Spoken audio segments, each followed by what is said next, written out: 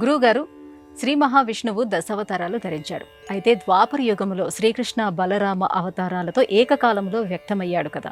ఈ రోజు బలరామ జయంతి. ఈ బలరామ జయంతి ప్రత్యేకత ఏమిటి? బలరాముడు నిత్యం నాగలని ధరించడంలో ఆంతర్యం ఏమిటి? ముసలము అలాగే హలము ఈ రెండింటిని ఆయుధాలుగా స్వీకరించినటువంటి అంశావతార స్వరూపం బలరాముడు. స్వామి పరంధాముడైన ఆ శ్రీమన్నారాయణమూర్తి లోకాన్ని రక్షించే నిమిత్తమై ధరించిన వివిధ రూపాలలో అర్చావతారాలు, అంశావతారాలు, ఆవేశావతారాలు, పూర్ణావతారాలు అని ప్రధానంగా 4 వర్గాలుగా పౌరాణిక ప్రపంచం అభివర్ణించింది. ఆ స్వామి ఆదిశేషుపై శయనించి ఉన్నాడు.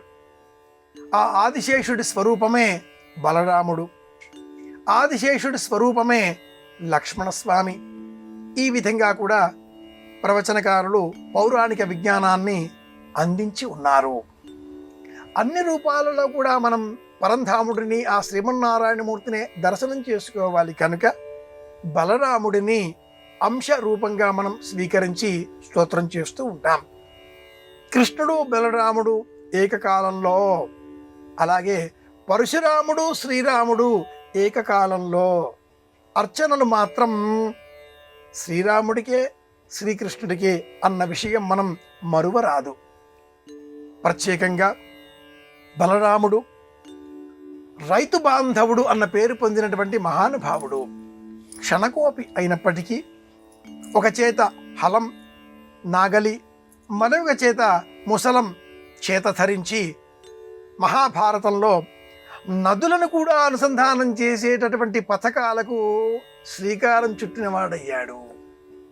నేటికి ఒరిస్సా ప్రాంతంలో ప్రవహించేటటువంటి నదికి ఆ స్వామి మూలపురుషుడు అని మనకు మహాభారతం అభివర్ణిస్తుంది. ఇలా చూచినప్పుడు రేవతగాద్రి అన్న పేరిట ఆ స్వామి నివాసంగా కూడా పౌరాణిక ప్రపంచం అభివర్ణిస్తుంది.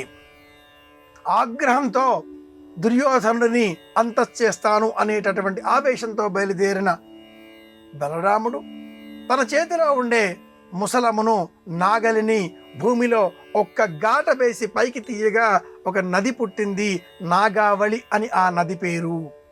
ఇలా తలుచుకుంటే ఎంత విశేషమో బలరాముడి వృత్తాంతంలో.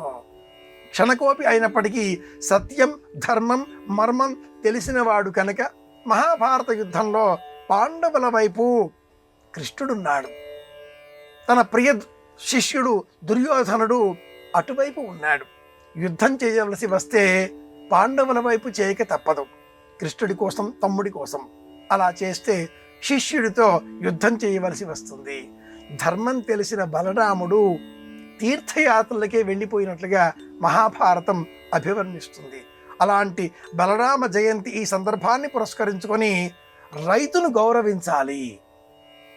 రైతుల కోసం ప్రత్యేకంగా ఒక రోజు ఏర్పాటు చేయవలసి వస్తే ఆ రోజు బలరామ జయంతిగా నిర్ణయించాలి అని మనకు మహాభారతం వివరిస్తుంది. రైతులను సన్మానించవలసిన రోజు బలరామ జయంతి. ఇలా గుర్తుపెట్టుకుందాం.